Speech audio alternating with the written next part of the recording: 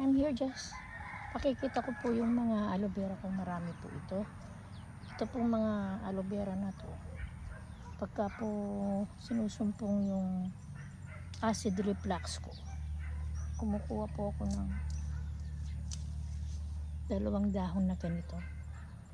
Ito po ay tatanggalin ko lang itong thorns and then i-juice ko yan. Alam niyo po bang nasunog ang esophagus ko? Kahit uminom ako ng tubig, ang sakit-sakit, umiiyak ako, parang binibiyak ang dibdib ko. Kahit ang doktor, binigay lang sa akin ng antacid tsaka antibiotic. Yun lang ang binigay sa akin. Hanggang natuklasan ko ito, nag-search ako, nirekomenda ito.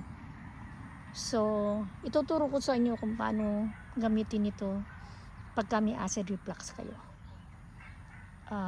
If you can just follow me and I'll teach you how. But depende pa rin po sa katawan natin kung pwede po sa inyo. Pero ako po, gumaling ako dito, hindi po ako nag-ano ng antacid. Kasi sabi sa akin noon, antacid tablet is forever na sa akin. Pero dahil pinag-aralan ko kung inom ako na magkakasakit ako ng bato sa internal organs ko, so nag-research ako. So follow me and then I'll teach you how. Okay? Thank you for watching.